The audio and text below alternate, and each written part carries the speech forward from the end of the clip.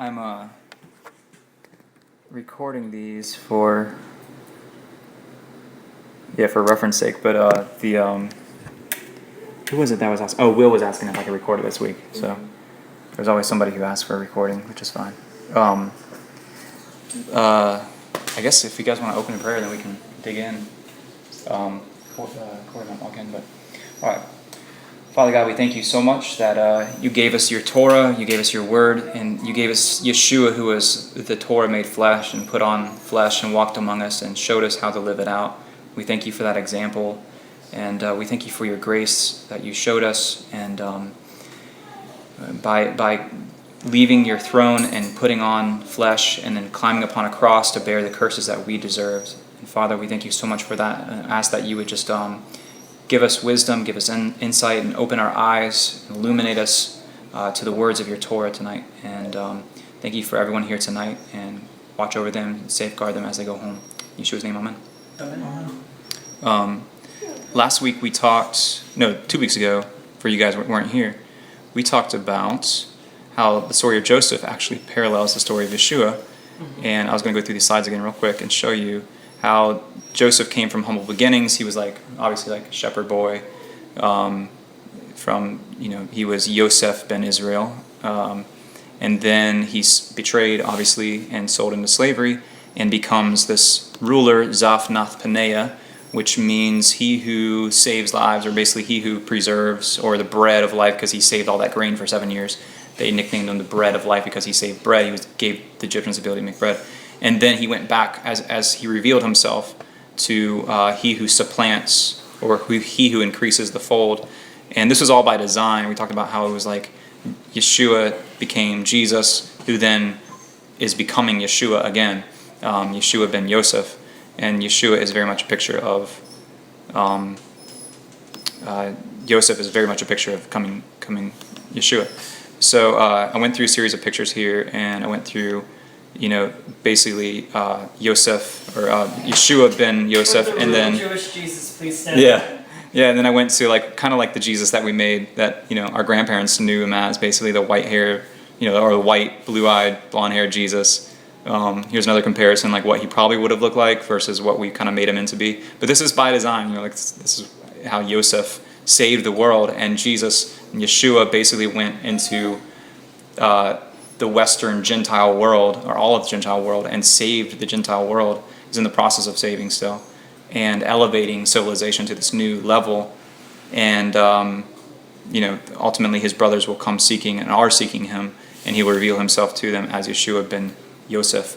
But I showed all these different pictures, all the different cultural images of Jesus that we liked. There was white Jesus, black Jesus, Asian Jesus, Rastafarian Jesus, and Republican Jesus.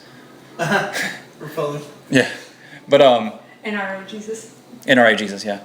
But so we talked about that last week, and how we should always be, as disciples, as followers, always kind of digging out the stuff that was thrown into an archaeological dig and trying to recover what it looked like to be a follower, what it meant to be a follower. So that was kind of a quick crash course. Let me open up last week's presentation, and we'll go fast. I talked about... Wait. Yeah. Pause and say that we had a friend here who this was their first exposure, Mm-hmm.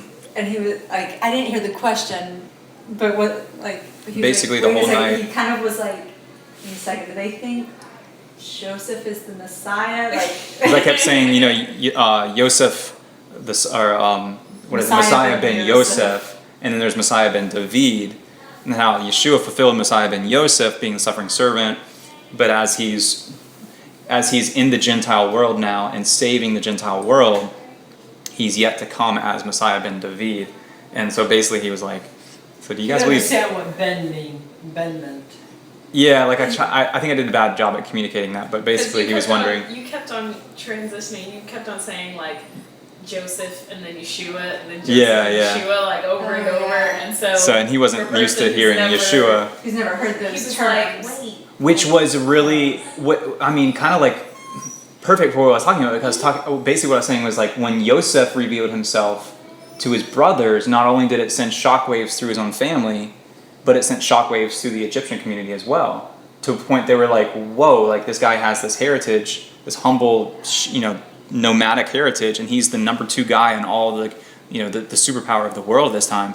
And so it was interesting that basically we were living that out in my living room, that like he was confused through because I was using Yeshua and Jesus interchangeably. No, he thought you were saying that Joseph, like, I didn't hear the question. Right. Did he think that He thought because Miss Michelle picked up on that. Yeah. You might think that he thought that we were like But you were saying worshiping Joseph. Like Joseph was Messiah. Like Yeshua was reincarnation of Joseph. Maybe, yeah. Like he was like confused He had never. because you were calling. He had never heard of the concept of Yeshua, Messiah ben Yosef and Messiah ben David. Yeah, the messianic. So that was all concept of completely new to Joseph. him. So Yeah. he like kind of was like, wait, so you're saying Joseph is Messiah? Like, Mm-hmm. Yeah. so He anyway. doesn't know?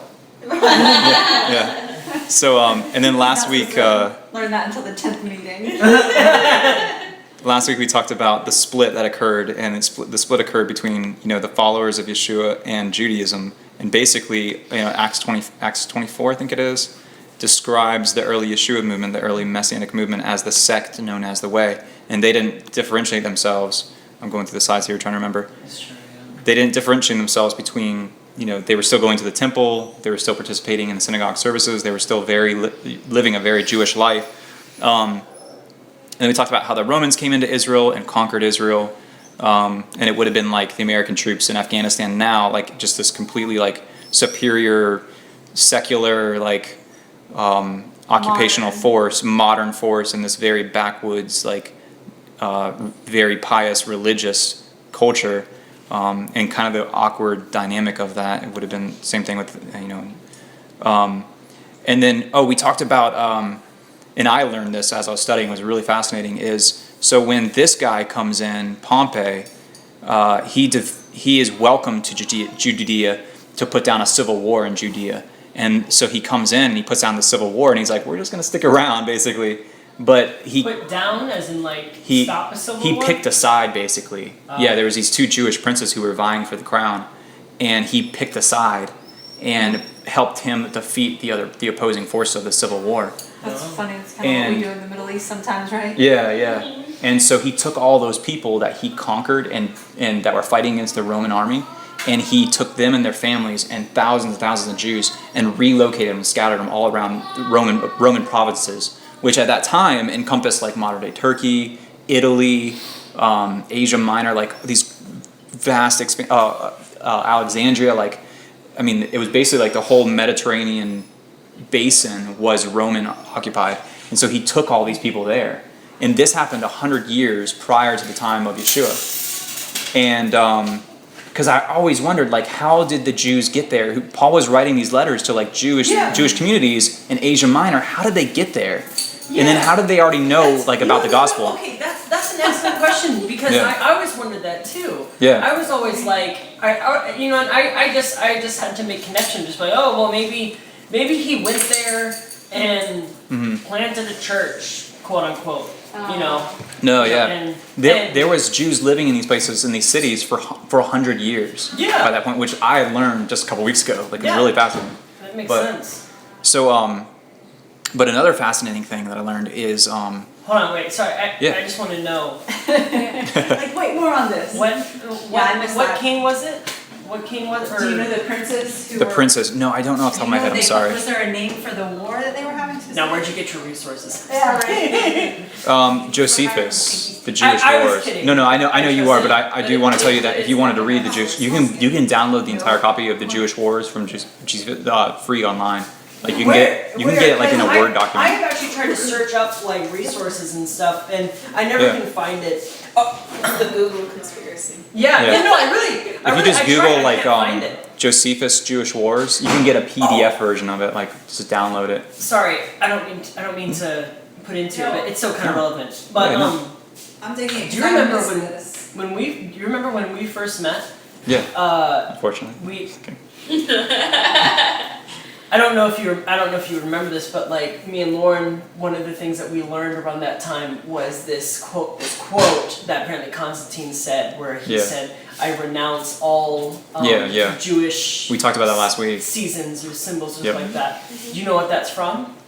Is it the Council of Laodicea? No, Or? it's from a What? book written in the 1800s Weird, so you about never- the Council of Nicaea. Interesting. Yeah, and because someone, I told that to someone and they said, okay, well, where is that at? Yeah. I said, it's from the Council of Nicaea, and they said, show me.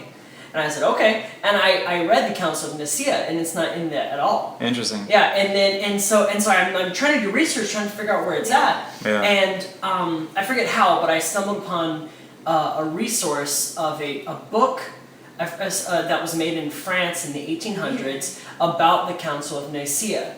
Now there might still be some truth to it Yeah. because or no, was it in France or was it in Rome? It might be in Rome, I don't know. But he was part of the Catholic Church, and specifically he was part of the I don't remember it all. This was like a year and a half, 2 years Yeah. ago. But if I remember correctly, he worked with the Vatican and with the artifacts that it had. Okay. You know, all the historical artifacts. And in this book that he wrote, he's talking about the Council of Nicaea, Huh. and he quotes Constantine saying that in his book. Okay, so But we don't see any evidence of that outside of this book. So that did was it not written in happen, or 1800s. did it happen? So- It's just not recorded in the Council of I'm Nicaea? not sure. Interesting.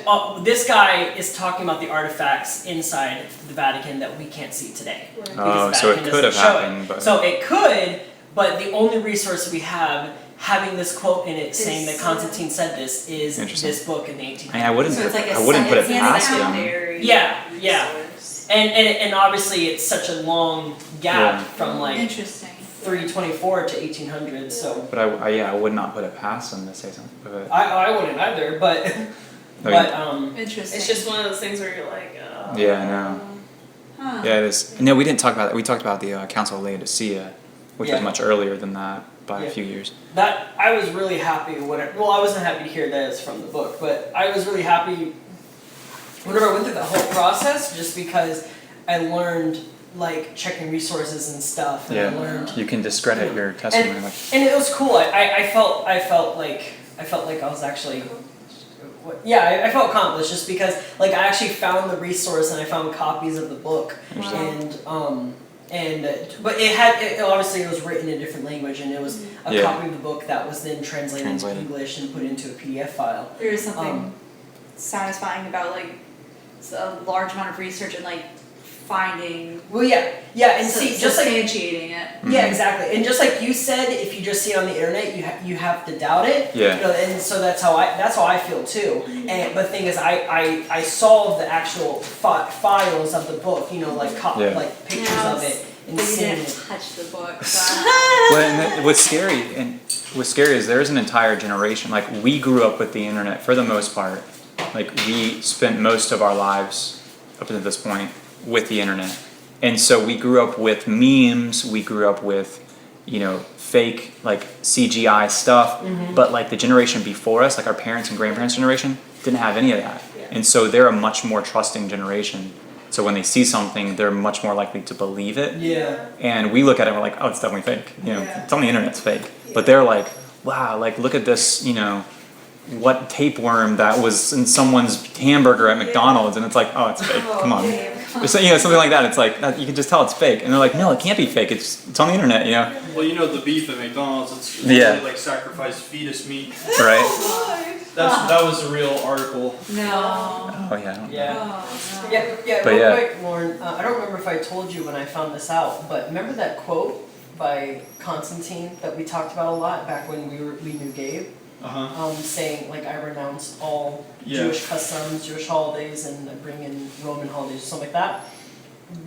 That the only place that you find that quote is in a book made in the 1800s by a guy who is talking about the Council of Nicaea and apparently quoting Constantine and stuff that he's talked about in the Council of Nicaea, but we don't have any other evidence of it.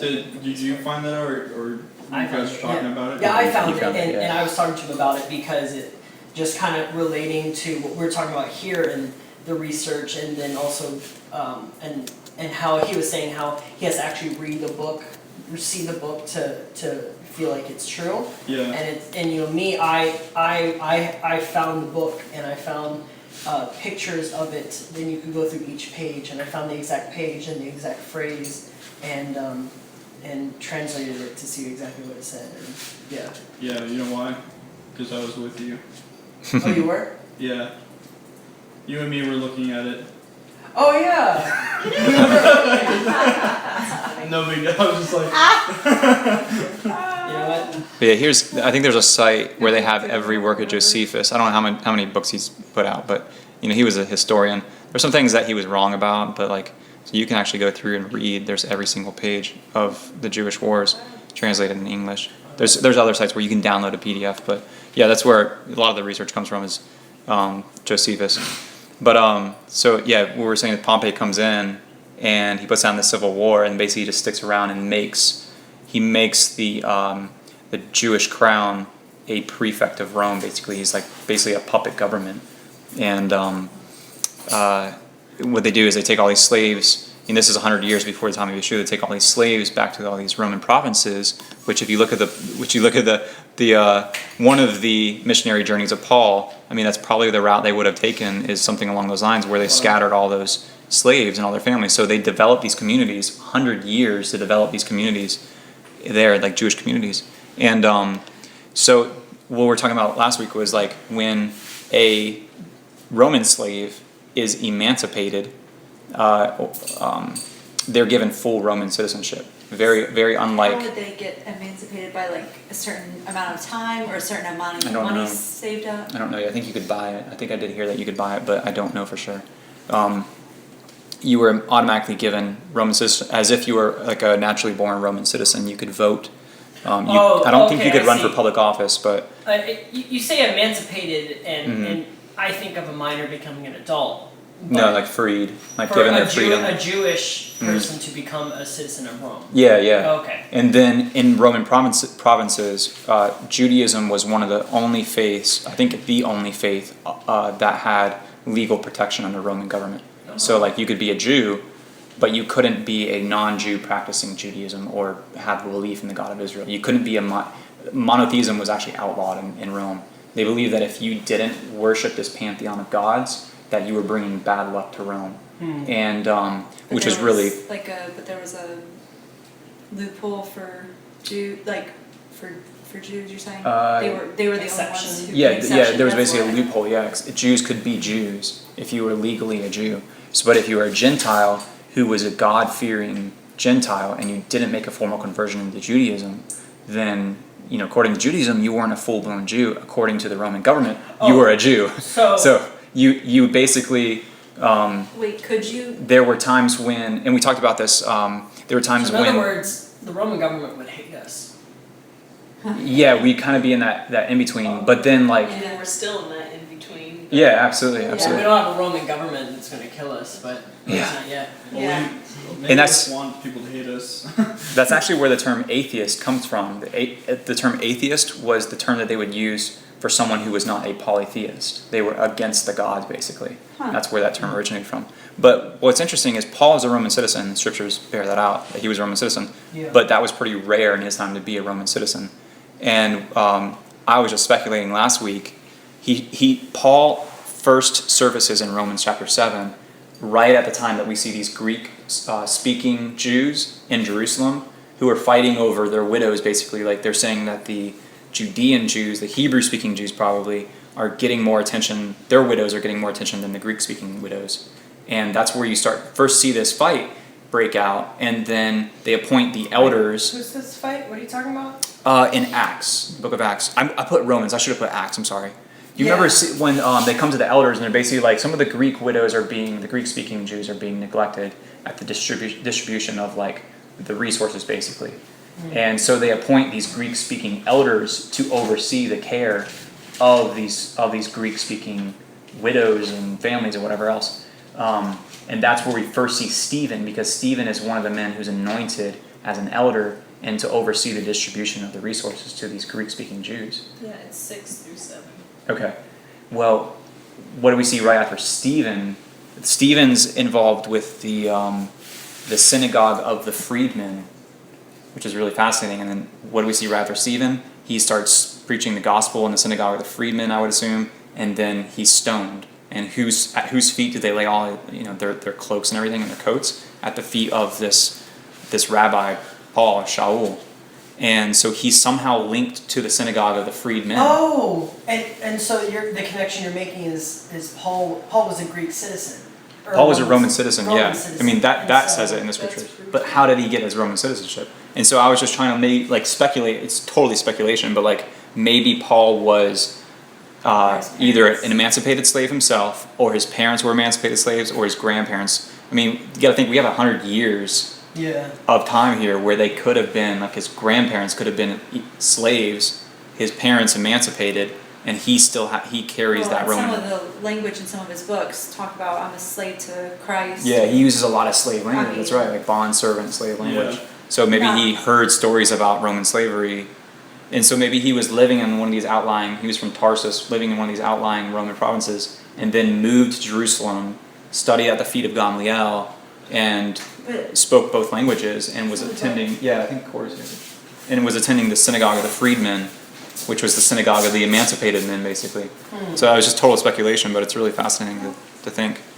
Stephen maybe was emancipated or I mean, for descended me, from. just learning that what happened and how they distributed Jews to these different areas. Now it makes sense, because that was one big question I just always had. Well, because people always say, I mean, I don't know. Now I do kind of question whether the New Testament, because there was that whole debate that Messianics have whether the New Testament's written in Hebrew. Mm-hmm. It's this huge, like people go crazy over it. Now I'm at the point where it's like, I don't really make the Hebrew language an idol, so it's like it could be either or. But and I'm fine either way. But I can see reasoning why it'd be written in Hebrew. And the one thing that people always tell me, the one thing that they always say is, okay, but they're writing to Gentiles. They're writing to Gentile cities and stuff. Which it's like, not necessarily. Yes and no, yeah. He's writing to Jewish communities in those Gentile Yeah, that had been there for 100 years. Jewish communities are going to know Hebrew. They're going to know. They're going to know those different the language. They're going to know the culture. Yeah. Hello, Bo. Hey guys, welcome. How's it going, brother? It's been a while. Good to see you guys. Might be that long till I remember to get to Hey, you again. Wow. Welcome. Make yourself at home. Oh, there's food up on the counter if you guys want food and coffee. I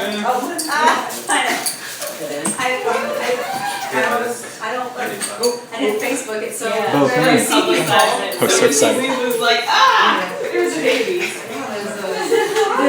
Now, also, actually, that makes me think of something Yeah. I was else. sitting like this, so Paul then, when I was sitting, or, it would have been. I mean, all the apostles probably might as well probably, then, like, it kind of adds to the whole fact that Judaism and Christianity, or the sect called the Way, they were combined at first. Because everyone says that like the idea that they were in the synagogues, not in the synagogues being a part of the worship and part of the community, Where they were welcomed, I would say, Yeah, Christians say they would have done that. Yeah. They just say that they went to each other's houses and had Bible studies essentially. And I was like, that doesn't make sense. And they also talk about how the Gentiles and how they just made churches, like they made a new religion, and so they went to these Gentile nations and made churches there and planted churches. But they didn't plant churches because there was already a community there. There was already a people of God there. They simply brought the gospel to them. Yeah. And Well, here's so the thing: is they didn't even bring the gospel to them yet. Like they didn't even go there yet. Yeah. But that was something that always puzzled me.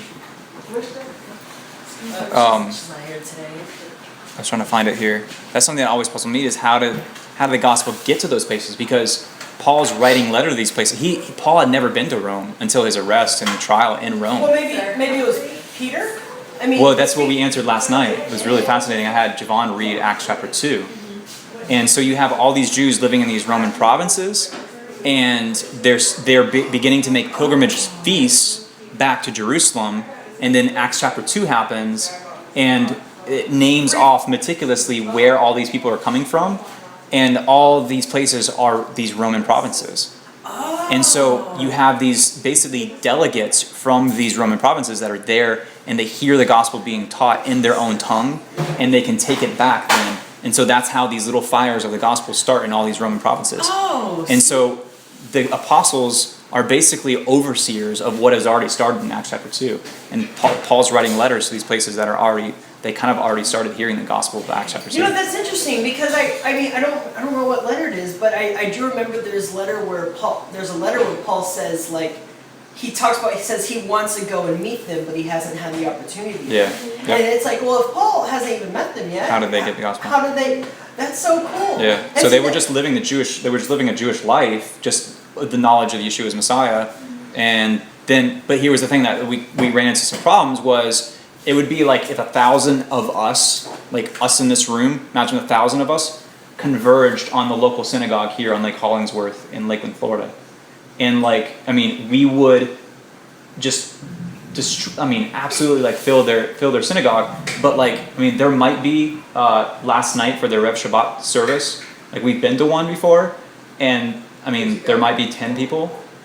So imagine like a sparsely populated synagogue. I'm not saying that theirs were or anything, but like just the over 10 to 1 probably ratio of like Gentiles coming into this little synagogue, and they're like, whoa, like hold on, like, and you guys, you know, some of you just slept with a temple prostitute last night. Some of you guys just ate, you know, something that was sacrificed to an idol last night. Some of you, you know, are living this very pagan lifestyle. It's like, we need to slow down here.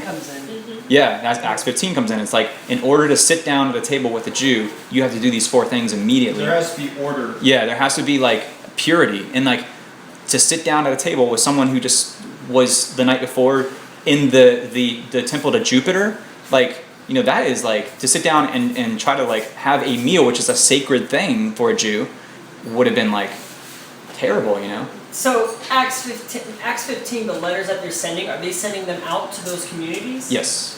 Yeah. Yeah, the Gentiles. See, and it's just learning that how the communities got there. Now it all makes sense.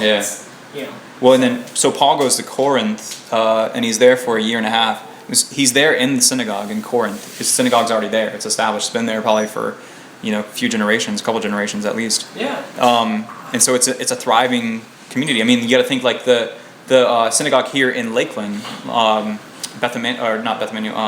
Temple Emmanuel, has been there maybe since the 60s. I don't know. I have to look up the history, but you know, not 100 years. You know what I'm saying? So like, basically, Paul, this big guy, this big study of the feet of Gamaliel from Jerusalem, goes to the synagogue in Lakeland, Florida, and he walks in the door. They're like, "Whoa! Like, what are you doing here?"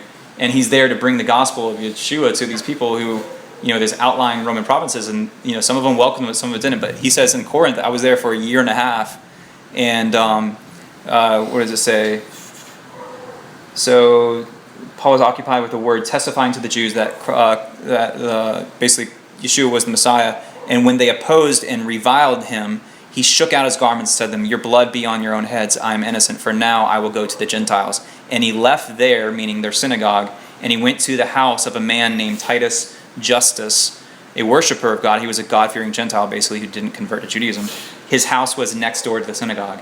This is the very first time in Scripture, I found this, I was really excited to hear this, where it is the first intentional Messianic Jewish or Yeshua-believing Jewish congregation was formed in this man's house, is recorded in Scripture. Other than that, up until that point, everything was happening in the synagogues that were already existing and been in existence for 100 years. What verse are you on? Right here, his house was next door to the synagogue. So imagine so I'm going to the synagogue, I'm hearing Paul teach about the things of Yeshua in the synagogue. They hate him there, and he comes to me, "Hey, you live next door.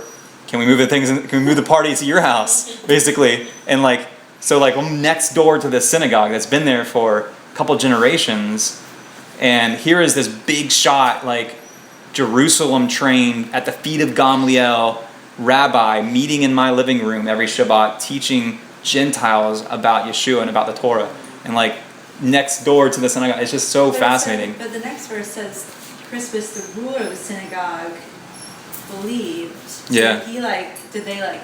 He must have boot went with him. out? Yeah, they must have booed him out. Yeah. Yeah, it's just really fascinating. This is the first instance of a Messianic congregation, intentional Messianic congregation being formed apart from And I know, an already existing. I know eventually it became more of that, because I do know eventually, I don't know how long it took, but eventually the Jews did measures to people who were believers in Yeshua to get them out of the synagogues. Yeah. Like they made blessings that were actually it would be a blessing they did every Sabbath To the in heretics. the synagogue. Yeah, blessing to the heretics. Yeah. And Such a nice one. denouncing in the blessing you denounce Yeshua as the Messiah, and so they would know who. The question is, did that happen before, or like who pushed? Yeah, that was put in much first? later because it's in the Shmoneh Esrei, which is said 3 times daily. And the Shmoneh Esrei means the 18 benedictions. But if you got my Siddur out right here and you looked at it, there's 19 benedictions. That benediction against the heretic, and you don't actually, it's not denouncing Yeshua. It's more like this broad, like anyone who's a heretic, like denounce any heresy basically. There's nothing in it about Yeshua per se, but it was added later. Is it? I think it was more like a response to the pogroms, like the Inquisitions and stuff like that. You know what I'm saying? You would have these secret Christians, basically secret believers, but I could be wrong. Just keep talking along during that part. I keep finding his hair in my glasses. Yeah, There it is. So yeah, what were we talking about? So the Romans take all these slaves to all these outlying Roman provinces. So we talked about how Acts chapter 2, all the people were there. And then Paul starts taking his missionary journeys to all these places and reinforcing the gospel message there. And then the Flavians come in, the Flava Flaves. Flava Flaves! Yeah. I like They, how he's showing his age. Yeah, I am. Because seriously, what year did Flavor Flav make his comeback? I don't know. It was like a long time ago. Titus was the guy, you might have heard his name. Titus was the one who leveled the temple, leveled Jerusalem, 70 AD. Yeah. He laid siege to Jerusalem, and we talked about it. Titus laid siege to Jerusalem. I forget how long he laid siege to Jerusalem, but it was over anti-taxation protests. Well, it was really interesting. We talked about, so Pilate, we're like doing total review here, but Pilate I missed it, so I don't know tries, this. so the Sanhedrin brings Yeshua, the Son of the Father, to Pilate. And it was Passover, and Pilate says, I don't have anything to charge this guy with, but I usually let a prisoner go during Passover, and here I have Barabbas, but people don't realize that his name was Yeshua as well. And it's in probably half of the manuscripts of the book of Matthew, but they think that maybe the copyists left it out of respect to Yeshua or Jesus of Nazareth, and they don't call him Yeshua Barabbas, that they just call him Barabbas. But his name, all scholars agree that his name was Yeshua or Jesus Barabbas, which is Yeshua, Son of the Father. So here we have Yeshua, Son of the Father, and Yeshua, Son of the Father. One is,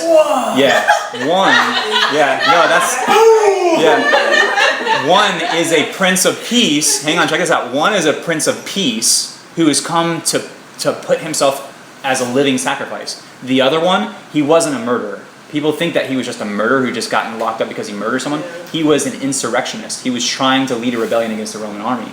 And he was involved, some people think he was involved with the Sicarii, which was like, they were assassins basically. They would go around. How do you know that he was a rebeller against, because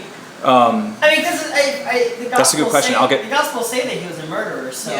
Yeah, I think I want to say it's a very specific term that describes him as an insurgent. Like basically, he's a rebel. So you mean the Greek behind that word murder? I don't want to say and be wrong, but I want to say that most, if not all, scholars agree that he was not just a murderer. That he was someone who was trying to actively lead a rebellion against the Roman army at that point.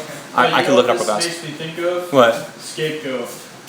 Yeah, the Azazel. Mine says. Oh yeah. Because the two, one dies and the other one is sent away. Well, also what I think of is just the fact that it's like the Christ and the Antichrist. That's what I think of. There's always a replica. Yeah. You know what I'm saying? Yeah. And so you have Here you go. Yeshua.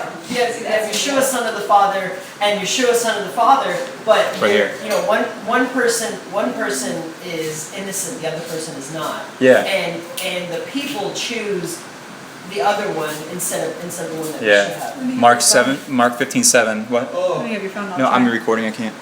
Oh, okay. Mark 15:7. A man called Barabbas, Yeshua, son of the Father, was in prison with the insurrectionist who had committed murder in an uprising. in an uprising, that makes Yeah. sense. So he was a leader of a rebellion.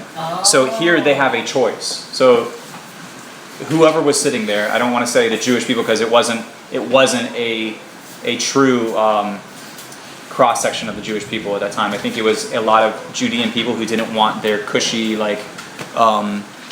deal broken up with the Romans, basically, that were there representing those people.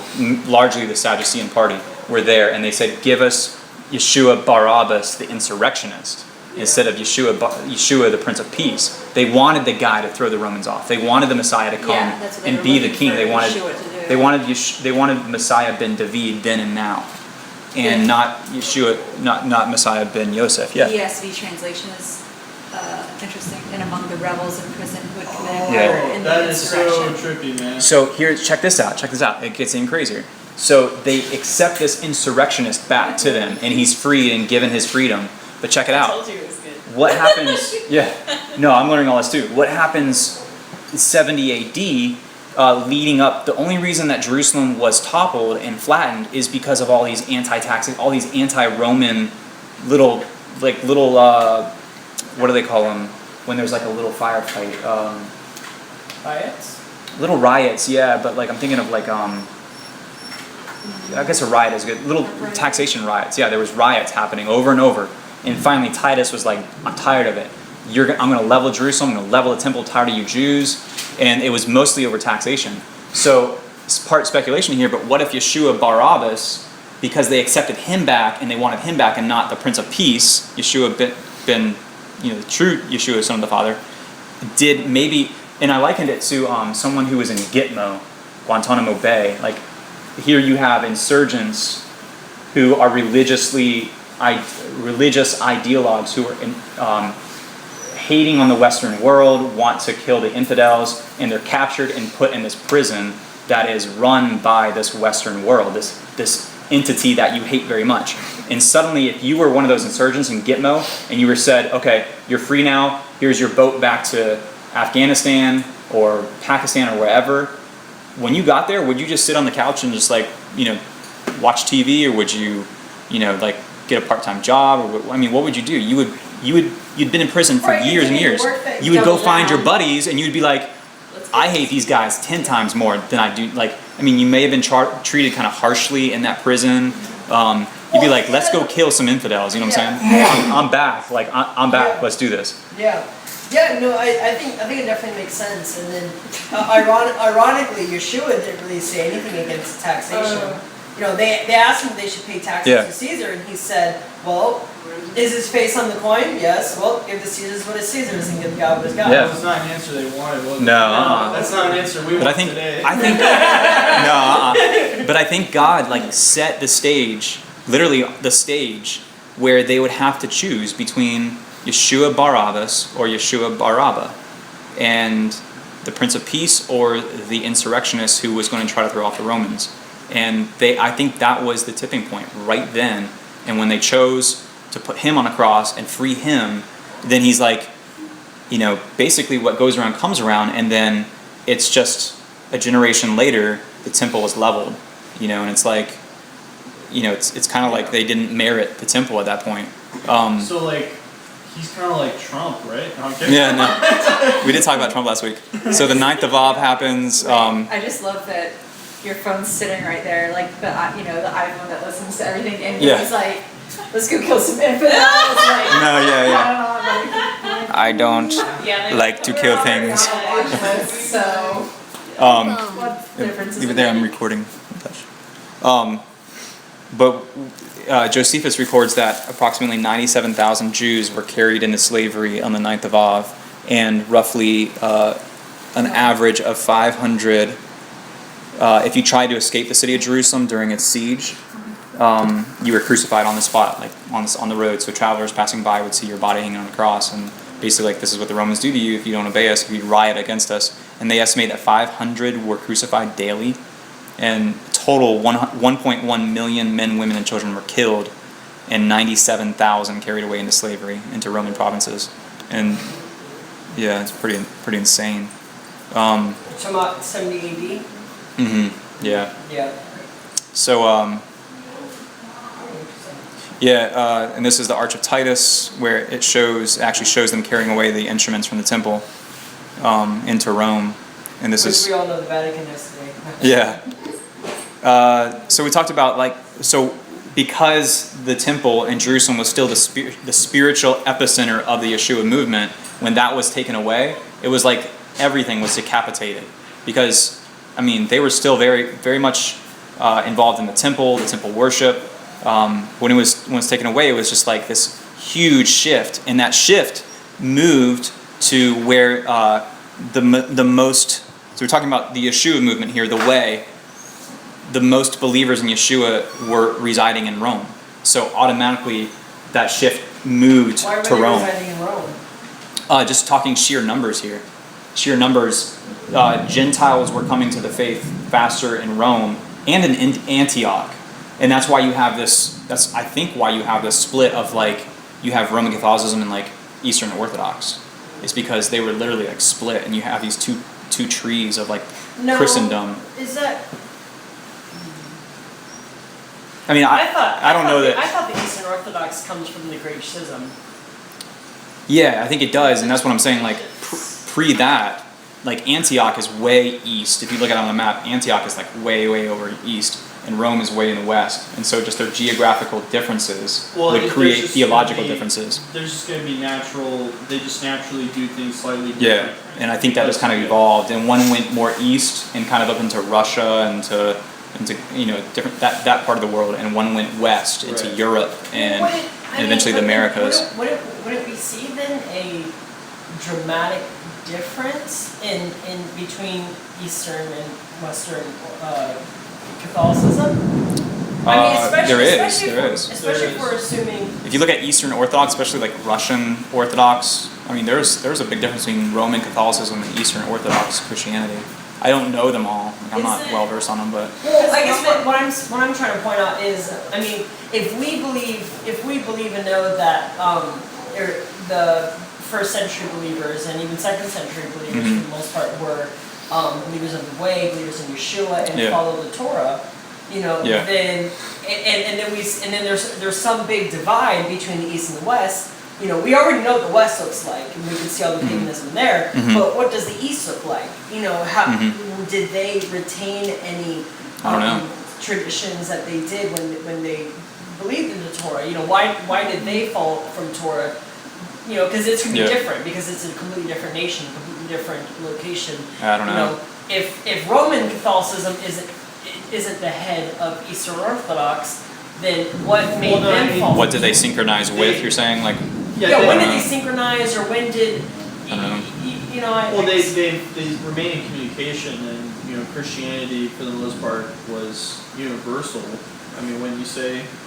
Well, yeah, that's why I'm saying I thought it came from the Great Schism. I could be wrong, but I'm talking about in the 1300s or something. Well, I think, Gabe, if I may, you're just saying more that it kind of developed kind of a fervor for that schism. There being this Eastern. Not necessarily, there wasn't a huge split. Was destroyed and things like that. I wouldn't say until after the fall of the Roman Empire was there vast differences. Becoming different. But not necessarily a breaking away. But so because Rome was such a hugely populated city of Gentile believers and Jewish believers even, Rome had a lot of believing Jews and a lot of Jews. The city of Rome itself had its own Jewish quarter, where it was one of the first Jewish ghettos, and because that happened, and because we live mainly in the Western world, that's kind of that became the new epicenter, the new Jerusalem. I hate saying that, but that became the new epicenter of this faith known as the Way. and then so many Gentile, Roman, former pagan converts were coming into the faith and bringing all the baggage with them, that then it kind of morphed into something else. Then that's when this true split. But we talked about the temple was, let me back up a little bit. The temple was destroyed, Jerusalem leveled. Here's where I want to talk about it. This law came down from Vespasian. He was the third guy in the line of the Flavian dynasty. He was the third. And he basically enacted what's called the Fiscus Judaicus, which he was basically like, hey, if you guys, you want to cost Roman lives, you want to cost Roman resources, that's fine. You want to wage war on us, and we win, we're going to tax you then. So what he started doing, he enacted the Fiscus Judaicus, which was the same exact amount that you would have to pay to the temple in Jerusalem. It was the half shekel tax. You heard of that? The temple tax, basically. He enacted that on Jews living in Roman provinces, but especially in Rome, and said, now that you don't have your own temple, we're going to take that tax from you, and we're going to put it towards rebuilding the temple to Jupiter, which had burned down recently, and so they wanted to refurbish the temple of Jupiter. So it was like this super big smack in the face to all the Jews that here they're taking the temple tax from them and putting it towards this pagan god, this pagan temple. And so they basically said, if you look like a Jew, if you quack like a Jew, you're a Jew. And so you have these Gentile God-fearers who didn't convert into Judaism, but they loved the Jewish faith and wanted to observe the Torah. They loved the God of Israel. They loved Yeshua, and they were going to the synagogues. And they were probably approached by Roman taxing authorities and saying, "Well, we're not Jews. We didn't convert. We're not Jews." They're like, "Well, you look like a Jew. You're worshiping like." Yeah. So what it did is it created this schism between Jew and Gentile. Even if you were a believer in Yeshua, it's and so what happened is if we were going to the synagogue here in town, and suddenly this tax came down, if you're a Jew, if you're worshiping like a Jew, you have to pay this extra tax. And it was 2 drachmas per head per year, or something like that in your family. And the Jews there would be like, hey, if we got to pay it, these guys got to pay it. They're here in the synagogues as well. And so they would basically accuse them of being Jews when they were not, in a sense. You see what I'm saying? And so it would force me and my family, if I'm already tight financially, well, we're not going to go there. We're not going to be involved with it. If we got to pay extra tax, why go there? And so then it would automatically create this schism between Jew and non-Jew. And I theorize that maybe in the verse of Revelation 3:9, where it talks about the synagogue of Satan, so John's writing to the church in Smyrna, the synagogue of Smyrna, and he's saying that some of you are the synagogue of Satan, which is like saying some of you are the synagogue of the accuser, and you're saying that you're Jews and you are not. And basically what he's saying is some of you Jews are not being good Jews, and you're acting like the accuser. Yeah. And you're not acting like a good Jew, basically, and you're accusing people. So you're acting like you're Jews when you are not, because Paul says that a Jew is one inwardly, right? And so I don't know. It was part speculation, but that was interesting. I think that does not that kind of all the complications politically and just at that time with Jews. It did not help non-Jewish believers to it did not give them an incentive to unify with their Jewish brothers and to stay in the faith. Instead, it's more convenient to just start our own religion, right. Yeah. Because it's kind of like with racism against black people. It's much harder to have a relationship or to try to form a relationship with a black person if the government and there's laws that just make it almost impossible to do so. Yeah. You know what I'm saying? Yeah, totally. And so it's so even people that aren't racist, if they're in a country in this world that frowns upon people of another color, they don't have an incentive or a push to be like, hey, I want to be friends with this person, I want to help this person out even though they're not my same color. Yeah. Well, you have to remember too that in Rome, for instance, if you didn't convert and you were practicing the Jewish faith, you were breaking the law. You were a monotheist in a country that was outlawing monotheism, except for converted Jews who were born Jews or converted to Judaism. And so it was extremely inconvenient to associate with Jews at that time. And because of that, yeah, like you said, there was this artificial schism was created between Jew and Gentile. And it's like, well, we might as well go do our own thing because it's really inconvenient. It hurts my political career to be hanging out with them, even though I think what they're doing is the truth and a good thing. Just go do our own thing. And so what you have is like a lack of learning. You have people who aren't fluent in the language, people who aren't that well versed, very new to this Jewish faith, this Israeli faith, trying to go it alone basically. And it's like, what do? We don't have, So that's, I think, where a lot of the schism actually started to take place in its early, even just still in the 2nd century, we see that. So, and we talk about John Chrysostom. He was kind of like the nail in the coffin. He put out 8 homilies called Against the Jews, and these are available. You can read them all. Because I think he was basically reading them, but he basically said that if you are associating with Jews, you're an anathema to Christ, and you're basically. Oh, he compared the synagogues. Anathema to Christ. Yeah, like basically, if you want to go hang out with Jews and you want to go do Jewish stuff, then you're turning your back on Christ, who was a Jew. But it's like you're turning your back on all the Christian stuff, and you're going back into like legalism, and back into Jewish bondage. This is at 386. Yeah, this was much later. Oh, yeah. okay. See, yeah, much later. I'm like, wait, when did that? It's kind of like how people misinterpret Galatians,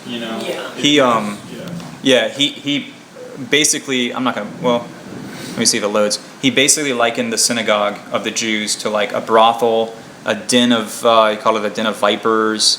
I'm trying to remember where else. I got mobile phone numbers here.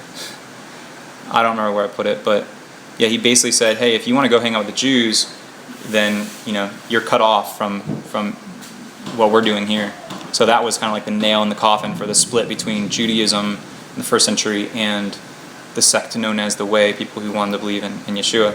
And I talked about how I've always wanted my adult life. I've always kind of had, you hear people teach about like, oh, we want to be a New Testament church, or we want to be an Acts church, or whatever. I shouldn't plug my laptop. We want to be an Acts church, and we don't, I never really knew what that meant. But when you look in the book of Acts, it was a very Jewish faith. Like it's like, okay, so you want to start like worshiping in the temple, and you want to start going to synagogues every Shabbat, like you want to start doing but like I would always say that mantra, like I just want to do like they did in the New Testament, and I didn't really know all the implications. So we talked about it last week, what the implications were, and so it's interesting that you brought up the temple aspect and like what all that entails. Oh, I put up some additional resources up here and some books, but I posted this in the group, I think, if you wanted to reference it. So that was our review. But yeah, hope you learned something. But super excited. Yeah. we went way more in detail than that last week, but you I've could. been in this movement for a while now. There's not much I don't know. Yeah, right. I'm kidding. No, that's the thing I was telling Stacey today. I was like, I'm learning so much just researching this stuff for being able to like share it with you all, and like it's really been a blessing to me. Yeah.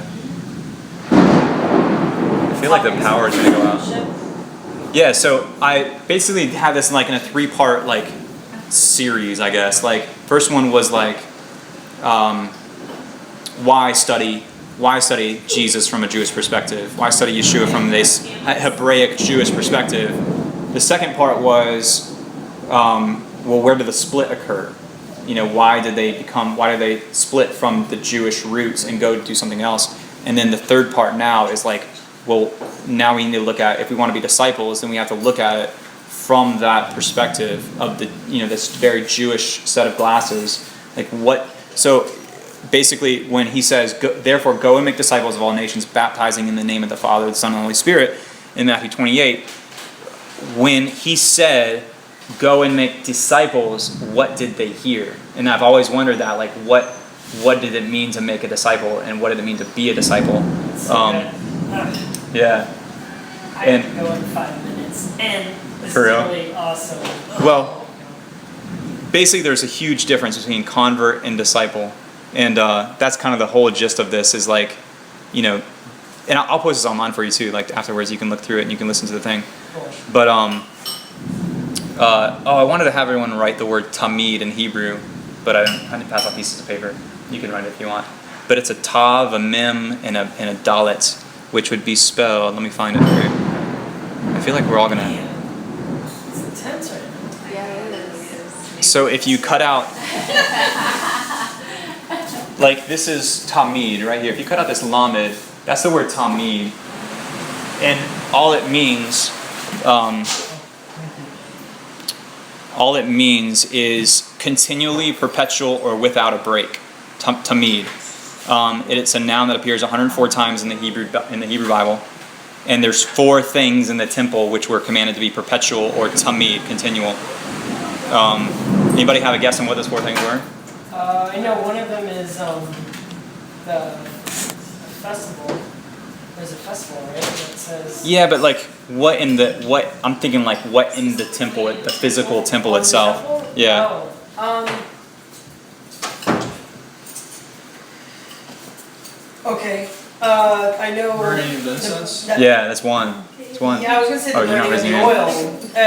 It's not the same thing. Like on the candle lights. The menorah. The menorah. The menorah was number 2. Yeah.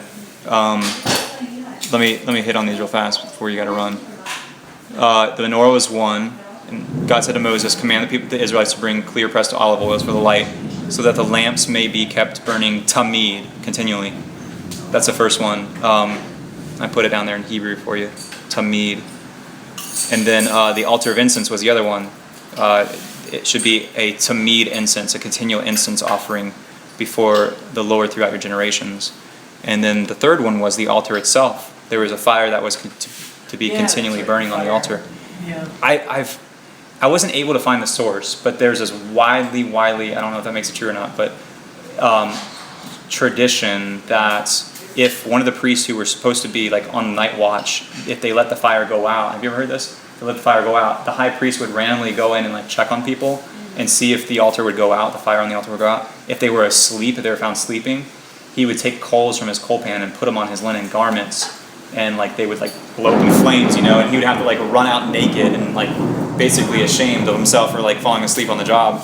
Yeah, I've heard that. Yeah, I couldn't find the source, but there might be a source out there, so I just wanted to put that disclosure out there that I couldn't find the source. Never do that. But the 4th thing was the bread of the presence. We call it the showbread, table of showbread, something like that.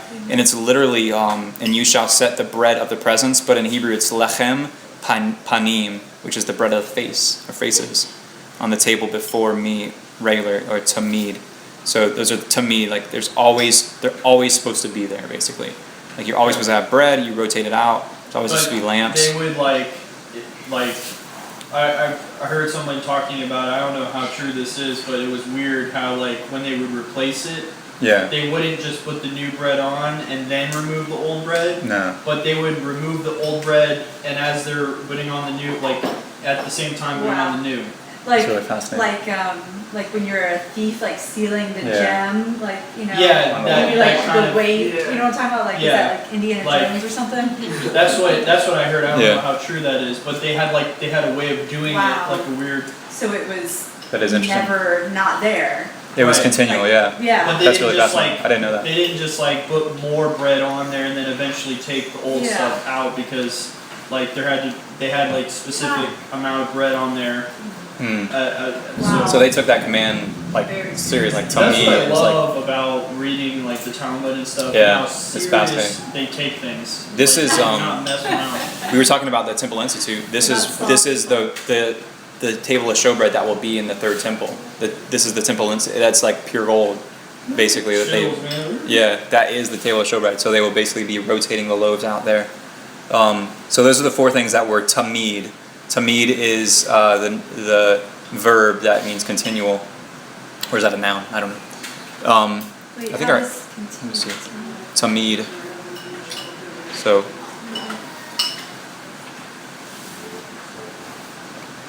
Okay, yeah. So continual. Yeah, continual tamid. Like if you okay.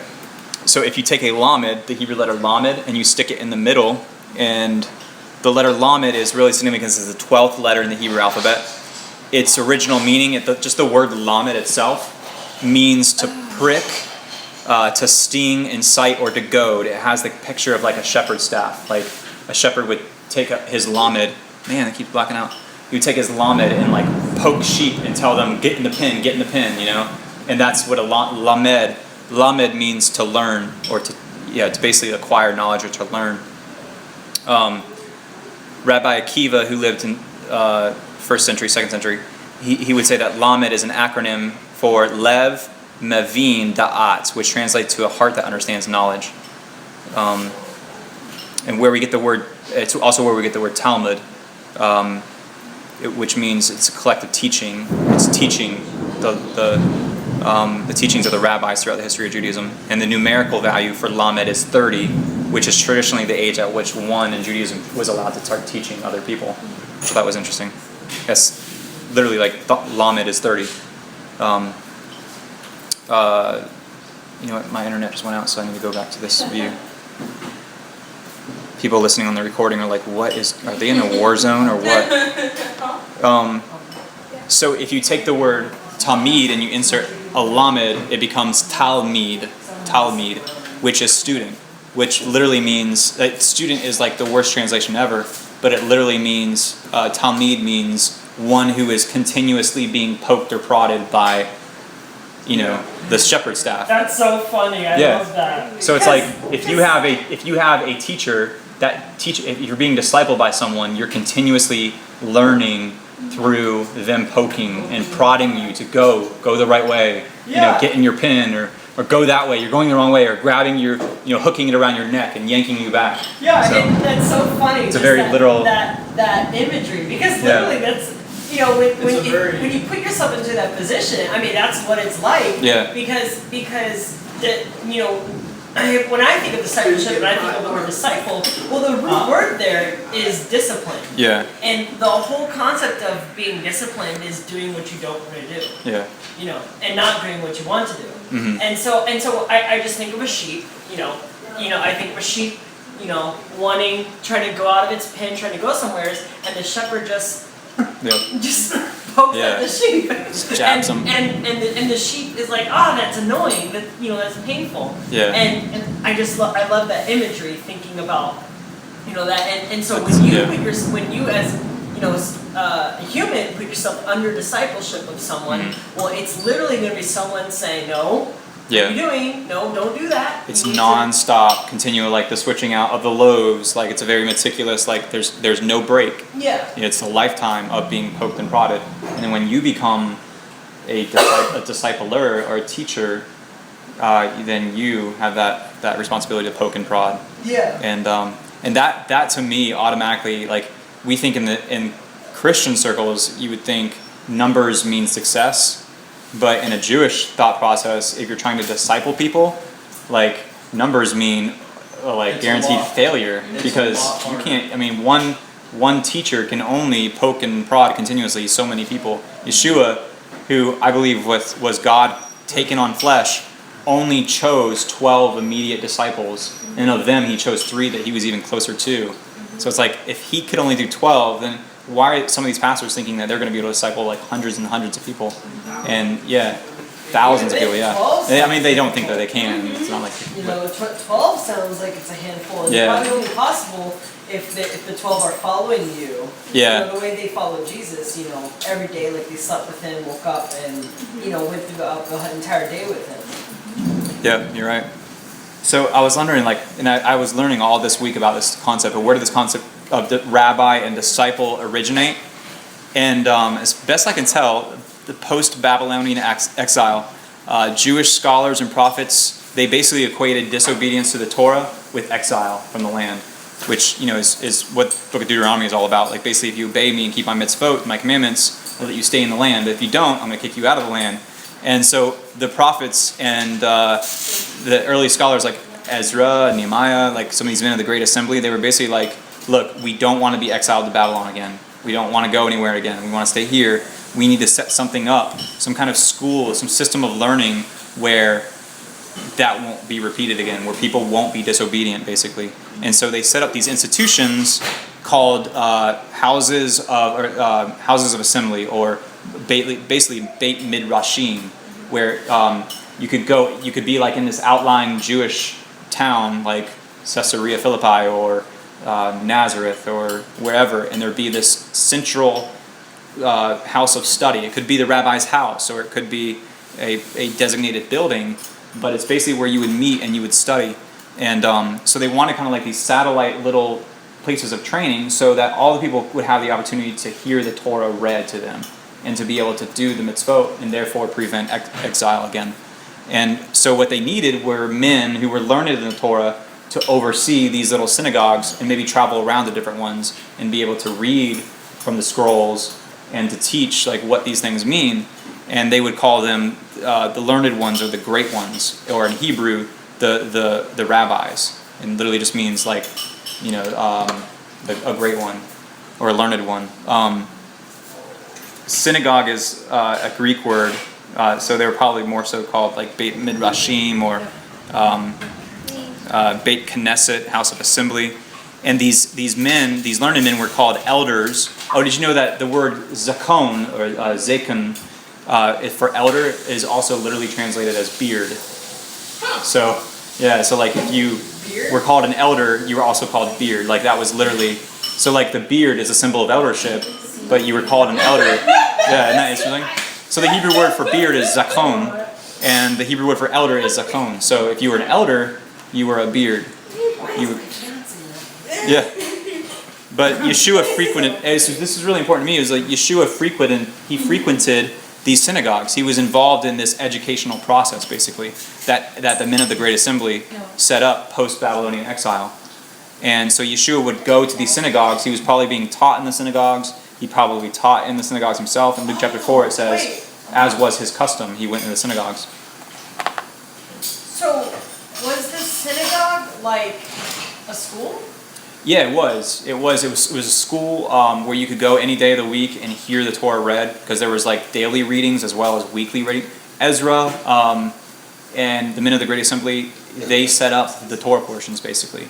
And the reason they did that is because they wanted the Torah divided into 54 weekly portions where you could go to the synagogue on Shabbat and hear that portion read. So by the end of the year, you will have heard the whole Torah being read to you, so that you could do the Torah and therefore avoid exile. I always wonder what's the difference. What is the synagogue? Because the synagogue isn't the temple. No. And they had synagogues during the temple. But here's the thing with the synagogue, there were elements of the temple in the synagogue. So you would have like the prayers that would correspond with the times that the offerings are being made in the temple. You would have a ner tamid, which is the continual flame which hung above the ark or above the where all the scrolls were kept. And that was symbolic of the menorah, which was the ner tamid in the temple, the or tamid, the continual flame. And then you would have the ark, which held the scrolls of basically the covenant. So it was like the Ark of the Covenant in this box, basically. They would have the scroll and they would take it out, and that represented, the Ark of the Covenant. So it was kind of like set up almost like these satellite temples, where if you were on these outlying provinces in the Galilee or wherever, or even in Rome, you would kind of have this idea how the temple service went. And so if you ever made a pilgrimage to the temple, things would kind of feel familiar to you, Well, and then of course they relied more heavily on the synagogue once the temple was destroyed. Yeah, that kept them alive, basically. But I mean, like Orthodox synagogues today also are open during the week. Mm-hmm. It's like secular. Well, not secular. What's it called? Reformed synagogues. They're more like they have like 1 or 2 services a week, but you don't really go there throughout the week necessarily. It's more like a church like atmosphere where you go for a service. Whereas like many synagogues, especially in Israel, I mean that is a resource center. Yeah. You go and you can talk to the rabbi, you can study. They're there. Yeah, they're open for the daily prayers. I mean, you can go there. You can go join a minyan for prayer, for like the 3 daily prayers. You can go there on Shabbat and hear. So it's more like a Christian concept of like a house of prayer, like. Yeah. Or Which like is what the temple was, a house of prayer for all nations. I guess. Yeah. But they actually learned something. Wow. Uh-oh. Edit that out. No, you're fine. No, that was very much, it was... It's a beeping sound for... Yeah. Anytime Ezra talks. But no, it's very much like a community center where you would go and you would learn Jewish values and customs. So And the men of the Great Assembly were brilliant in setting all these synagogues up, because what it did is it staved off exile for many, many years, because exile came through disobedience to the Torah. And obedience to the Torah brought blessing, and it brought inheritance and everything else. So they set all these things up, and Yeshua participated in this system, this amazing educational system. Oh, yeah. But ingrained in that educational system was the rabbi-disciple relationship. Yeah. So this rabbi would maybe travel around to all these different synagogues and teach there, and following him would be his talmidim, his students, who were being trained so they could replace him eventually and go start their own or go teach at their own. Like evangelists? More or less, yeah. I think Jewish evangelists. Yeah, yeah. Which, if you look at, you guys ever heard of the Jewish sect called Chabad? Chabad? Yeah. I've heard of Chabad. Yeah, like they have houses and stuff. They call them Chabad house. Yeah. Well, they are very much almost like a New Testament kind of system, because what they do is they'll take two married couples, and they'll send them to a city where they know that Jews live, but there isn't like a thriving Jewish community, and they will basically send them there. They'll put them in a big house, like they'll have a big house where they can basically turn that house into like a synagogue. And so in their living room, they'll basically do like synagogue services, daily prayers, they'll hold classes. And there's one here in Lakeland, like where you can go and you can learn Jewish values if you're a Jew. And they're very welcoming, like we'll meet you where you're at, kind of thing, but very almost like evangelistic. They're, like as far as if you saw one on the street, like they're very observant Yeah, looking. yeah, very, very orthodox. Like the But they focus only on Jews. Mhm. Christian evangelism. They're like trying to Anybody. save everybody, like trying to bring people to Christ, not necessarily minister to the Christian community only. Yeah. But yeah, the Chabad have a very like new, like Yeshua actually sent them out 2 by 2. Yeah. And but yeah, that's interesting model. Sorry, I have Yeah, a yeah. question. No, you're good. So, Let me go back. yeah. Well, no, yeah. Don't say sorry, by the way. He loves it when people. No, yeah, I do. Okay. So we talked about how the communities that were mostly written to that we see in the New Testament were actually Jewish communities in the first place that were Mhm. distributed by Rome. Yeah. Okay, and the gospel, we can theorize that the gospel was brought to them from Acts chapter 2. Yeah. Okay, so,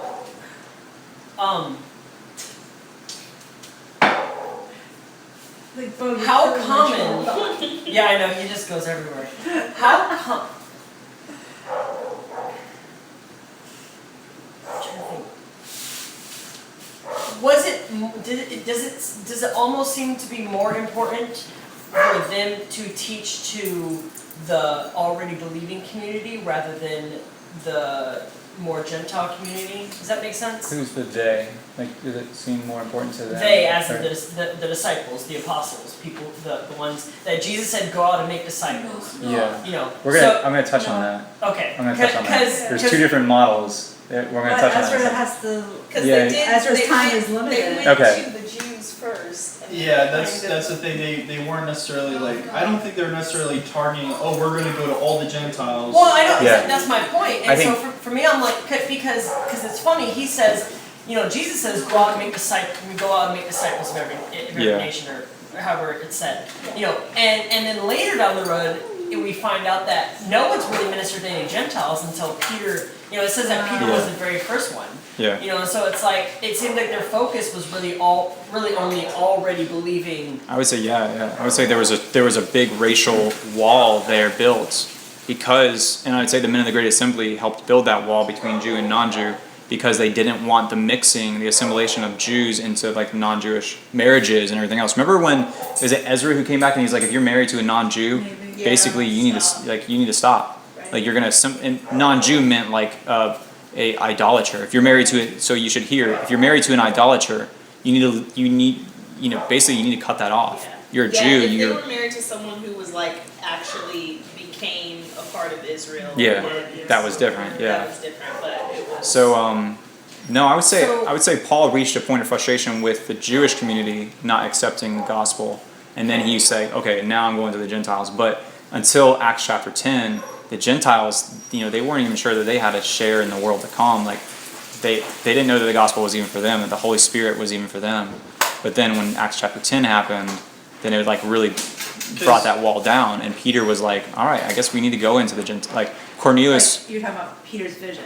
Yeah, Peter's vision. Yeah. Well, Some people aren't as. Yeah. Yeah. Well, Yeah, Peter's vision. So but here's the thing too, is like Peter went into Cornelius' home, who was already a God-fearer. It says Cornelius was a God-fearer, so which means he wasn't an idolater. I know, and that's what I'm asking. Like, was there? I guess what I'm asking isn't necessarily. I'm not even necessarily talking about Jew and Gentile. I'm talking about believers. You know, what was it important for them to go to non-believers and show them that that God was real? Well, I guess most people believed in God. Like you know, pagans? I don't think They probably hadn't that gotten was. that far. I think that non-believers were coming to them. Mm-hmm. Yeah. Because And of so- the miracles and the wonders and just what was going on. It was so crazy that they were like, what is going on? Yeah, I don't think the focus was necessarily on, we have to, like the whole like Jesus and like the Bible series, like we're gonna change the world. Yeah. It's like I think the focus was. I'm not gonna say what the focus was. I'll just say that I don't think that in their minds are like, we have to proselytize. Yeah. Exactly. But we need to share the good news. We need to encourage our communities, and if people come, the more the merrier. Yeah. I'm not saying that they were against going out to Gentiles, but I just think Well, that what was happening I'm not was above them. Well, I think there was a lot of miracles and signs and healings, and I think that the Gentiles, people from every nation, were being drawn. I mean, Zechariah 8:23. Like today we have. In those days, 10 men from every nation will cling to the sleeve of one Jew and say, "Take me with you," because surely God is. I mean, there's had to been something. Demons were being cast out. People were being healed. They saw miracles, and they were just drawn to that. Because today, especially the Christian church, they make such an emphasis on going to, which I'm not saying is a bad thing, but there's such a huge emphasis on going to people who are pagans, who don't know God, don't want to follow God. Like Christians, certain evangelists, they make a point of, they want to debate atheists and they want to, all this type of stuff. And for me, I've never felt that is necessarily the calling that God has, for us to do. I don't think we need to go and battle. Yeah, we're called to make disciples, not converts. Yeah, exactly. That's a big difference. Is like a convert is someone you're like, all right, see you later. Glad you said a prayer. Glad maybe you help them baptize themselves, but like a disciple is someone like, I need to call you every other day and see how you're doing. Well, I need to spend time with you. That's a very life-consuming process. Yeah, no, well, that's not necessarily what I'm talking about, but that's around the same thing. But what I'm talking about is, I think God calls us to grow the family that God is bringing. Mm-hmm. Does that make sense? Yeah. And it could. He's the one who draws. He's the one who draws, and we're the ones that that He gives us the power to help grow. Yeah, I mean, Yeshua says that we're the light of the world, or that we are to be a light to the world. Yeah. I should say. And He is light, but we should be, so they would naturally be drawn to, we'll be the manifestation of that light. So as they're drawn to that, they see light in us, and then we have the opportunity, okay, let me disciple you through if you're really truly drawn to this. Yeah, and so it's. It's just interesting for me because I can just see that being like the common thread. It's like because it just now that I can see why Corinth was originally a Jewish community. Galatia was originally a Jewish community. There was a Jewish community in Rome. Yeah. I can see that this is the places they all went to. Yeah. And the they're Gentiles all were drawn to it. Yeah, and they're all originally Jewish communities that just grew. Yeah. And so it's like. Not that I'm not saying church planting and all this different stuff is bad and going to a place that's completely brand new, but it seems to be the common trend in Scripture from God to go to where the believers already are and strengthening them. Does that make sense? Yeah, that's absolutely. Exactly what it is, because because the problem right now, and this is thank you. What's always been the problem is we build up and then we fall. We always build up and fall because we'll build up and then we'll move somewhere else and build somewhere else and build. but we're not like securing and making sure that what we're building is founded. You're not putting And roots we don't down. not putting roots. We're not Yeah. nurturing it, Yeah. and that's why there's such a decline even in Christianity as we speak, Right. because we're not discipling, Mhm. because we're not building up our own communities. The Yeah. focus is go to the nations and give Christ. Yeah. And Yeah. it's like, no, here's the thing. Christ died and rose again. That's done. Now let's do what he told us to do. Like, stop, get off your pedestal about Jesus and start living out the life that he told you to live. Yeah. And people will see him through your works. Yeah. You know? Well, and here's the thing too. Let's go back to the model of Joseph. What did Joseph do? He saved the known world from a famine. And then what did the nations surrounding them do? They were drawn to that because he was selling them grain. He was like, hey, you guys want some? Sure, I'll take a cup, thank you. They basically came to him as their salvation. Yeshua means salvation. So they were drawn to Yeshua, if you will, Joseph, and they needed the sustenance that he provided to them. And so I think that's very much the model. And then he reveals himself to them as Yosef ben Israel, the shepherd boy from these very humble beginnings. And yeah, I think that's very much the model. That's a good question. But there are two different models we're going to talk about if you're able to stick around, but it'll be on the recording. Yeah, honestly, I was supposed to go 7 minutes. Yeah, yeah. Now I'm drinking this ginger ale. Well, I'm glad you were able to join us. So this is from Pirkei Avot, which I have this book if you wanted to flip through. I forgot what I did with it. Pirkei Avot is one of the first, if not the first tractates, which is like, tractate is like a series of sayings of the rabbis in what's called the Mishnah. The Mishnah is a Hebrew word which means repetition, the repetitions. And so basically, like if all these rabbis in the first century BC and first century AD, if they had a Twitter feed and they were tweeting, over and over, like everyone just kept retweeting and retweeting. Well, if someone finally just went through and copied and pasted those all into a Word document and printed those out, like 100 years later, that would be the Mishnah. So, I can see it now. Yeah, yeah. I can absolutely. At Rabbi Hillel. So Pirkei Avot means ethics of the fathers. Thank you so much. Ethics of the fathers, and every follower of Yeshua, I feel like, has to read Pirkei Avot. It's really thin, but it's such a good read, and you will be like astonished at how New Testament-y this sounds. It's just amazing. But one of the quotes from this is from Pirkei Avot, the first chapter of Pirkei Avot. It says, Moses received the Torah from Sinai and transmitted it to Joshua, his Talmud, his student. Joshua to the elders to the prophets to the men of the Great Assembly. And the men of the Great Assembly said three things: be deliberate in judgment, raise up many Talmudim, disciples, and make a fence for the Torah. And what do we see Yeshua doing? He's deliberate in judgment. He raises up many disciples. He tells people to go make disciples. And then in Matthew chapter 5, all he's doing in Matthew chapter 5 is making a fence around the Torah. He's saying, you've heard it said, but I tell you, don't even do this. He's like taking it to don't even lust, let alone commit adultery.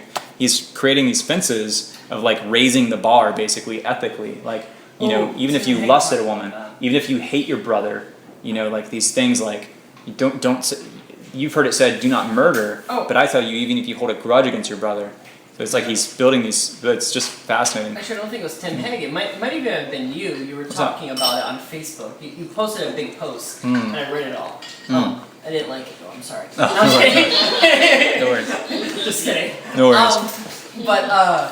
But yeah, I think it might have been you. But there's a word for it, and it's just like in the Talmud where the rabbis they're expanding on the Torah. They're it's not called just expanding, but they're emphasizing or they're adding boundaries around. It's what's because already it's where commanded. you're using logic, where it's like we're trying to like keep the commandment not to murder, but if you have hate in your heart, it will always lead to murder. like a murderous or destructive act. Yeah. And so you have to build these fences to prevent you from breaking commandments. Yeah, and you were making the connection saying that that's exactly what you should Yeah, doing. and I'm not He was saying acting like as an we should build a example. fence, like we should start taping our light switches, and like doing things like that where we can't even turn lights on Shabbat or anything, or turn them off on Shabbat, or start a car. Like those are some fences. Like obviously, like I have fences, and then I have like that's that is like a whole different lifestyle that I'm not ready to embrace yet. Right. But like fences like don't lust after a woman. If you do, it's basically equated with committing adultery.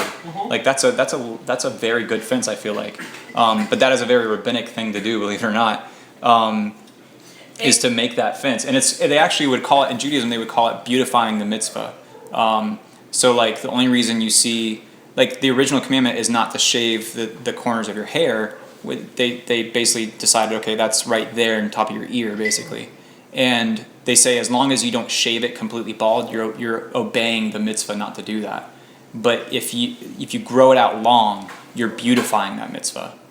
And you're making it like, look, I'm basically not getting away with the minimum. Like if I told Noah, hey, go clean up the yard or go clean your room, and he just did the minimum, I would be fine with that. Okay, you're not acting in disobedience. But if he went above and beyond, that would please me greatly. And so there's a fine line though between like showmanship and trying to beautify a mitzvah. I think that's where our adversary likes to push us over to the side of like showing yourselves righteous before others. I think also it adds, adding those boundaries just adds the extra security too. Mm-hmm. Because there are some things that kind of have those gray areas, and it's like it's like, you know what, if I did do this, you know, maybe it wouldn't be bad, but it wouldn't be beneficial. Well, kind of like doesn't Paul say that? He says not, you know, all things are good, but not all things are absolutely. beneficial. Well, here's another thing too, like Orthodox communities, men don't touch women unless they're married.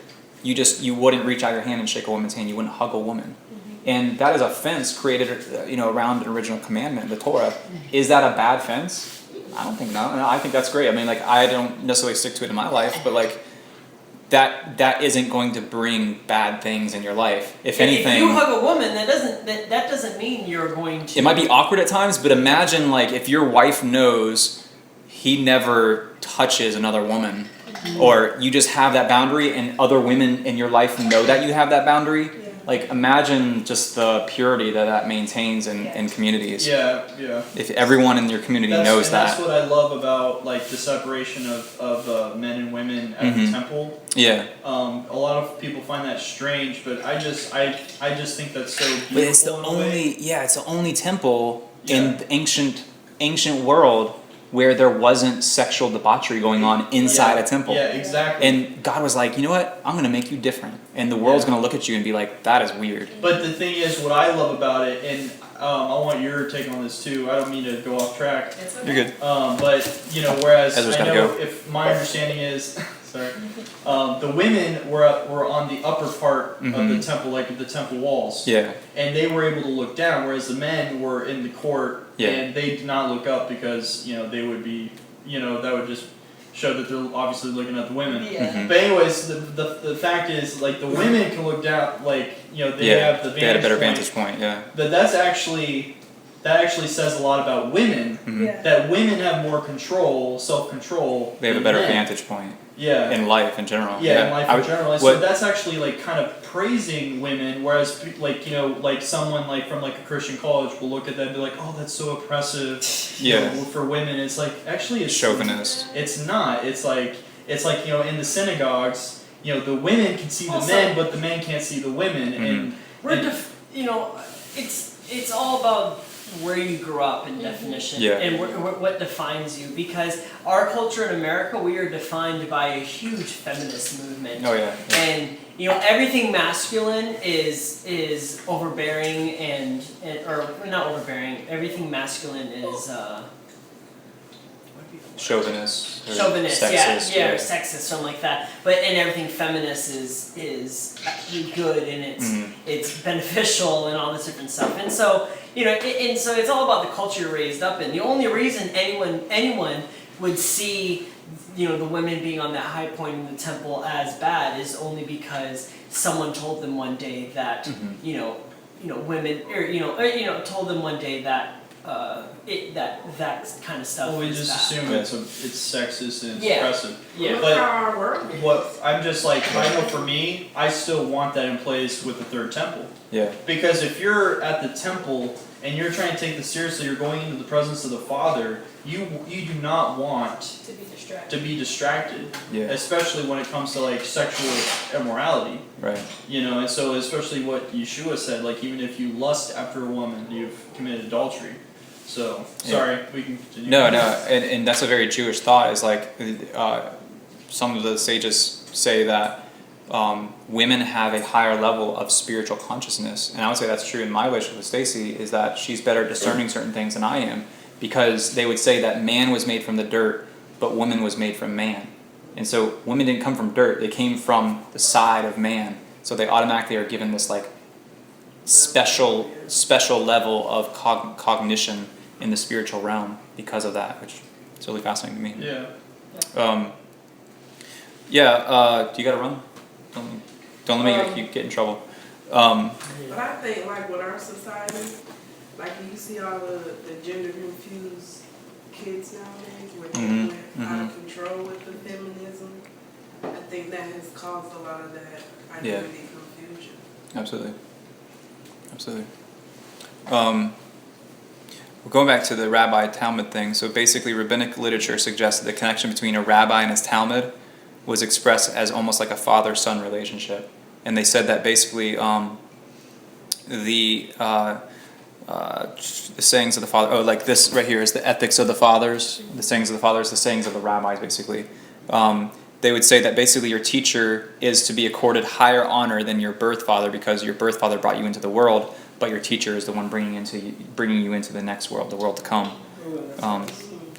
So that's why we see Yeshua saying, basically, if you love your mother, your father, or your sister, or your brother more than me. Like you're not my disciple unless, basically like the translations say hate them, which is it's kind of a weird translation, but it's actually more like you have to almost like be able to forsake them to follow me and be my disciple, and I will be your father, in a sense, like I'll take that role. And he does say, call no man rabbi, call no man father, kind of thing. Like there's a very father-son relationship there. But I pulled this out of Daniel 2. Rabbi simply means great one or learned one. But this is Edayin Melecha Ledanio. So basically, and therefore the king to Daniel, rabbi. In yellow there is Ravi. He basically gave him honor. And then it says, U matnan, and he gave him, this is a weird word, Rav Rabban. So basically, it basically says, and the king gave Daniel honor and gave him like glorious honor. I don't know, it's kind of a redundant, but it's interesting that Daniel was essentially a rabbi. He was given honor, he was given the title. He probably didn't go by that, but it was just fascinating. I found that. I was going to ask you guys, what are some Talmud disciple rabbi relationships, like Moses and Joshua is one. Anybody think of other ones? Kind of where that builds off of? I do have to head out, so. Yeah. Here, I'll shake your hand before you go. Thanks for coming, brother. Yeah. I'll see you. I'll put the recording up online so you can hear it later. So. Bye, John. Yeah, not next week, but the following week. Following week, okay. Yeah. And I'll message you. Yeah, because you're coming over tonight? Yeah. Later? Okay. Jake, I will. Thank you. Jamal's gonna take you home so you can stick around, okay? Okay. He's like, no, I want to go. Take me with you. Anybody think of another rabbi-student relationship? Elijah and Elisha. Yeah, that was a good one.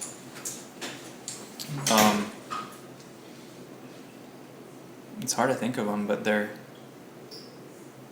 I'd say those are the two greatest ones, Elijah and Elisha. The idea of like having this teacher, this great man of God, and then having a student who's just going to be his predecessor, or successor, I should say.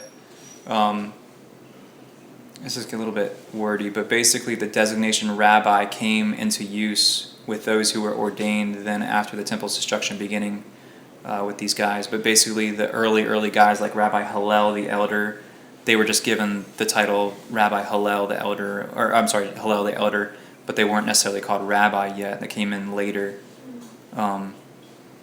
Matthew 23:8 says, you are not to be called rabbi, for you only have one master, and you are all brothers. So he's kind of taking that fatherly role. And do not call anyone on earth father, for you have one Father, as he is and he is in heaven. Nor are you to be called teacher, for you have one teacher, the Messiah.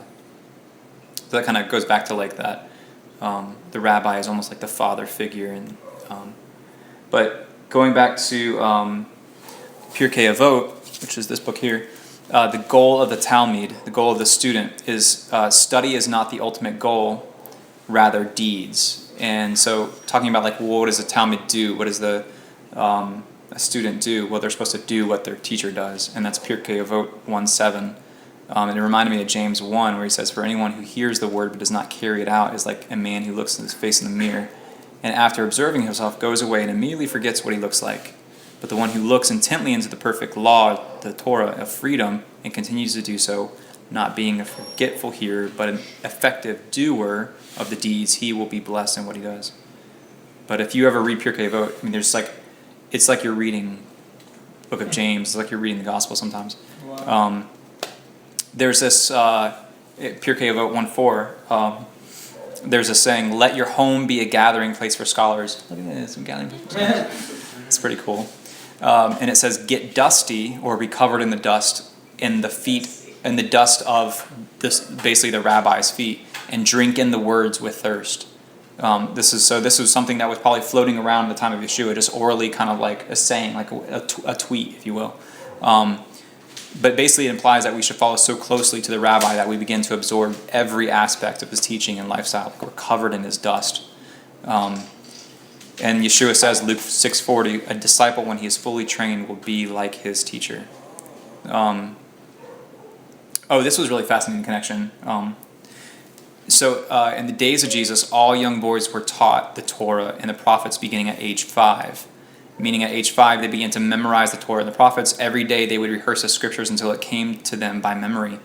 At the age of 12, after 7 years of memorizing the scriptures, boys were apprenticed into craftsmanship, like carpenter or whatever. Some became carpenters, some stonemasons, and others farmers, but those who were exceptional in their studies of the scriptures were apprenticed to a sage. His trade was become a rabbi, and he would leave his home and move in with the sage. He studied everything about him, not just his thoughts on the scripture, but he studied the sage's marriage, his business affairs, the way he judged certain cases, and everything. It's the belief of the sage that the Torah affects every aspect of life. It's the belief of the sage, yeah. So the disciple is learning to imitate this master's disciplined life in order to mimic in every regard. So this is like true biblical discipleship. But so this is from Pirkei Avot. I'm quoting Pirkei Avot a lot tonight. I don't know why. This is from chapter 5:22. So at 5 years old, one is fit for the study of the scriptures. At 10 years, study of the Mishnah, this is one part of the Mishnah, or the interpretation of the scriptures. And at 13, for fulfilling the commandments, that's where we get the custom of the bar mitzvah from. So now he's taking on the yoke of the commandments upon himself. And at 15, the Talmud, he's able to start making interpretations and rulings in cases that come up. And at 18, he's suitable for the bride chamber, basically to get married. And then at 20, he's suitable to pursue a vocation. And at 30, he has the authority and the ability to teach others. Remember we talked about Lamed, the letter Lamed, and the word Lamed has the gematria of 30, which they deemed was the eligible age to start teaching. Anything younger than that, you weren't ready. But if we compare this to the Gospels, so Jesus grew in wisdom. He reaches the fulfilling of the commandments by going to Passover age 12. And what's interesting about this, he's sitting in the temple, and the people are kind of like stunned at how wise he is. But some of the guys that were there were probably some of the guys that are quoted in this Mishnah, right? The part of this Mishnah in Pirkei Avot. And so I don't know, it's like chicken and the egg. Like, did Yeshua get some of these things from those guys in the temple courts as he's sitting there at their feet? Or did they get some of the quotes from him as he's like stunning them with his wisdom? It's really fascinating to think about. But maybe Hillel might have been there. Gamliel might have been there. Some of these great rabbis might have been there, and he may have been sitting at their feet or vice versa. Who knows? So then he learns a trade. He spent time with John the Baptist, who was a rabbi. He had disciples as well. Remember, John the Baptist tells his disciples to go follow after Yeshua. He basically is like, hey, go after him. He's the Messiah. The fact that Yeshua and his disciples were baptizing might suggest that Yeshua and John may have studied together or with the same teacher. And then he became a rabbi at age 30. So it kind of jives with Pirkei Avot's track of learning, basically. Thought was interesting. So your rabbi's teacher was also called your father's teaching, basically. Or the house. That was like your father's house, basically. And so that's where they get the term Beit Hillel, Beit Shammai, Beit whatever, Beit Yeshua. Like it was the house of Hillel. Hillel and Shammai were two great rabbis who were they were kind of like doing their thing in their prime right before Yeshua, but were alive towards the beginning of Yeshua's ministry. Hillel and Shammai were. And they were both of the school of Pharisees, but they differed a lot on a lot of things. And one of those things Hillel and Shammai differed on was how you select disciples. I thought was really interesting. Basically, Hillel, well, I'll start with Shammai first. Shammai says, let me go to this book I found. Here it is. So Hillel and Shammai differ sharply. So remember that thing we read in Pirkei Avot? It said, raise up many disciples. Well, they wanted to interpret that, and they said, well, who do you raise up as a disciple? Shammai says that basically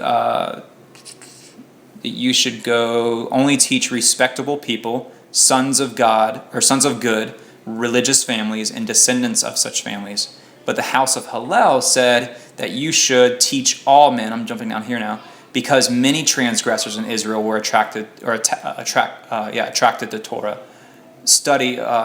attracted to Torah study and became good people, and some even came to be counted among the perfectly righteous and the Hasidim, which is just like the pious ones. So it's just interesting that Shammai says, no, only go to like the good families and pick disciples from them. But Hillel says, no, go to the sinners of Israel and pick them to be your disciples, because you're going to turn them into like pious people. And then what do we see like Yeshua doing? He basically does what how Hillel interprets it and says, he goes to Zacchaeus, Matthew, both tax collectors, fishermen, Mary Magdalene, former prostitute, like these really like kind of like people of ill repute, and he says, follow me and I'll make you fishers of men. And he turns them into these pious people.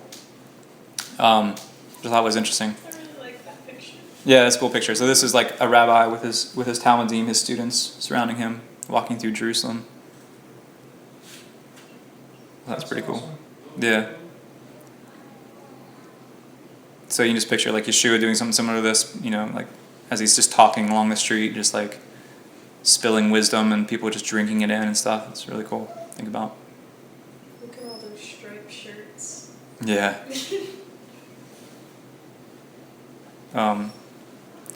I like the analogy of like agriculture. So basically, the goal of a plant's life, if you look at a plant and study a plant, it's so that it can reproduce itself. It's produce seeds so it can grow more plants. And it's even so much that like a plant will kill itself. Like if something like a toxin gets into the soil or the water, it will basically kill itself off up to the seed or the fruit basically. And that'll be the last thing that will die. Whereas you would think, oh, why wouldn't it start like on the outside and work its way in? But it actually will, all the leaves going up to the fruit will die first, and then the fruit will be the last thing to die, because that's its goal in its life, is to produce a seed that will grow more plants like itself. And that's kind of the continuity and message in discipleship, is that you should at all costs give your life, if you have to be able to produce a disciple that will go and reproduce your message, or ultimately the message of Yeshua and the kingdom.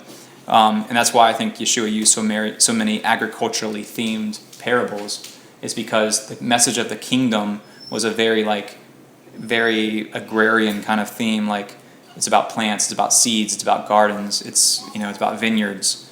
So I thought that was interesting. So if we go back to the Great Commission in Matthew 28, knowing all this now, and read it again, go therefore and make Talmudim. So we learned Talmudim is like continually being poked and prodded by learning and by a teacher, of all nations, immersing them into the authority of the Father, the Son, and the Holy Spirit, and teaching them, lamading them, like poking and prodding them, to observe all that I command you. And lo, I'm with you always, even to the end of the age. So it kind of like deepens our understanding, hopefully, of what discipleship truly is. There's a book I wanted to recommend to everyone. This one right here. It's free on Kindle. It's called The 4 Responsibilities of a Disciple. And it's only, I think it's like 80 pages long, by Darren Huckey. And I know Darren Huckey personally. He's a great guy. And he goes into discipleship from a Jewish perspective. What did it mean to be a disciple? And then what are the responsibilities? And he sums it down to these. The first one being devotion to your rabbi, memorization of the words of your rabbi and all his teachings, and then imitation, and then a replication. And so basically you would produce other disciples with Beit Yeshua, under Beit Yeshua's teachings. So to sum all that up, a Talmid is someone who is being challenged and charged to carry on the teachings of a teacher by living a life conformed to his or her image. In matters of morality, nothing escapes his injunction to replicate our master both inside and out. So basically, in matters of morality, we should in every way try to do what Yeshua did. So like some people will be like, well, are you going to start walking everywhere? Are you going to start like not driving a car? Are you going to start like, that's why I want to put in matters of morality. So like interpretations of the commandments, basically interpretations of the scripture, we should do what Yeshua did. And that is, to me, the simplest faith ever. Like it's hard to live it out, but it's like the simplest, like, oh, I just need to do what he did. And it just turns out that he did volunteer for a cross. And he says, pick up your cross and follow me. So, it's kind of this interesting dynamic. But what do you guys think? It's pretty cool. I like it. Yeah. Talmudim. What was the book on? Yeah, the 4 responsibilities of a disciple. I need to add you guys to the Facebook group if you're on Facebook. I think you are. I don't know. Are you, Corey? Okay. I'll add you to the group, and what I'm going to do tomorrow is post this presentation to that group and then the audio of it as well. And so you can literally go back through and look for anything. But yeah. At our congregation up in Alabama, we did a men's study through the 4 responsibilities through this book, basically. That was like one of the first things we did when we got there was everyone got a copy of this book and we just started studying through it as a group. It was really good. So, yeah.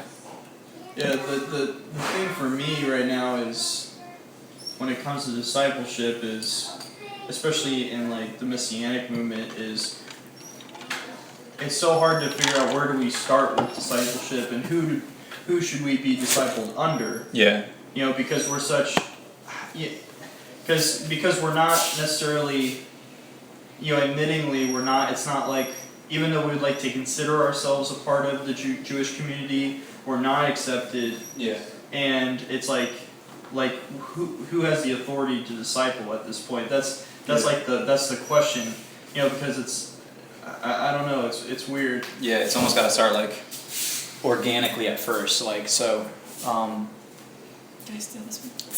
Finding men and/or women who are exemplifying the fruits of the Spirit, exemplifying the teachings of Yeshua, and everyone, within that immediate sphere of influence, recognizing their gifting, recognizing their calling and their anointing, and saying, disciple us. In other words, and that person maybe has some formal education, I don't know, but it almost has to start from the ground up. Yeah. And it's like you were talking about the Sanhedrin. It's like it's got to start somewhere.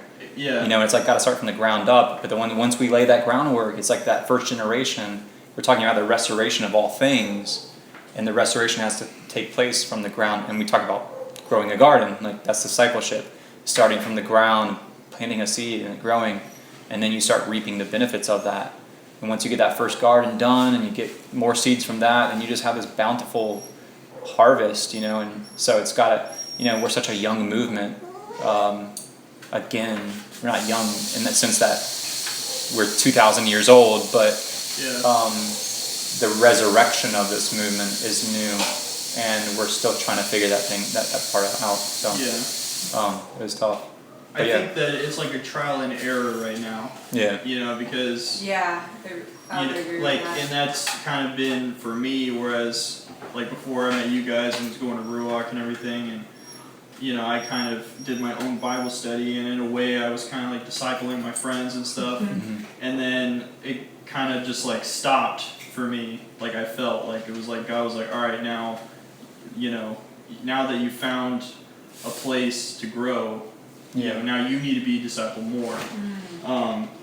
Well, at the time I was being discipled by my grandfather, but then he died. But anyways, so it's like, it's just weird how things are right now. For me, and I'm not just saying it for me, but for other people too. Mm-hmm. Whereas like the Jewish community, they've been doing this for a very long time. Yeah. And I guess like I kind of would like that. Like I'm kind of envious of what they're doing and dust being settled. huh? The dust being settled on some of their ways of doing things. Yeah, but anyways, yeah. Well, I guess if you look at it like we talked about, it's the complete inverse. Like the restoration works as the inverse. So like, we lost our temple, we lost the Sanhedrin, we lost the Jewish roots of our faith, and we lost the rabbis and the Pauls, the Apostle Pauls that come with that, and all the great men who were on board with us. We lost all that, but it will begin with returning to the roots, and then regaining some of those great learned men, and then regaining, being a sect, a recognized sect of this faith, and then being able to like go, so it's like this complete inverse, that restoration comes back in complete inverse order of the way it went out. See, I like what you're saying, being recognized as a sect, because I'm tired of trying to make people think like how I think. Like other believers, and even like in the Jewish spectrum, like trying to, I need, like, now that I know this, now I need to start my own ministry, and people need to be a part of my ministry. It's like at this point, I think we need to stop just trying to make everybody think exactly how we think and believe, and I just think that we need to accept that we're brothers and sisters in the same faith. And I kind of like I'm not saying that this is what you're saying, but just when you said like we need to, like one of the goals is to be recognized as a sect, like as we once were in the first century. I think that's part of the restoration. Yeah, and I should be careful. Like when I say recognize as a sect, you shouldn't hear accepted as a sect. That might come eventually, but recognize as a sect meaning like there's a group of people out there who basically do what we do, but believe that this guy is the Messiah. Yeah. And like recognize like they're out there and they're growing in numbers, and not necessarily accept it, because acceptance will come only through, I think, Yeshua's return. Yeah. No. I know what you're saying. I'm not necessarily saying. I think there is a, like what you said, recognized. They call us like, I think like the article we read, they recognize that there is a group of like Torah observant Christians. Yeah. Which are almost less hated, and they almost. That's what they called it. Like I think they see. Yeah. Have caught on that there is this weird. There's something going on. Yeah. Yeah. Well, I mean, for many Messianic Jews, they just see it as, that it's fine that they're choosing to observe commandments, but at the end of the day, in their mind, they're just choosing to live like that, but they don't. But as long as they don't, but they don't have to. Like they don't have to abstain from pork and all these things. But we're not going to stop them from practicing and pretending to do these commandments, that type of thing. So. Yeah, it'll change. I mean, if you look at the resurgence of Messianic Judaism since the 60s and 70s. And how much has changed and how much has grown just in that, like, in the course of 40 years, 50 years, another 50 years from now, I mean, it's going to be, like, completely different, I think, in a good way, as more leadership comes up and grows up organically, and people,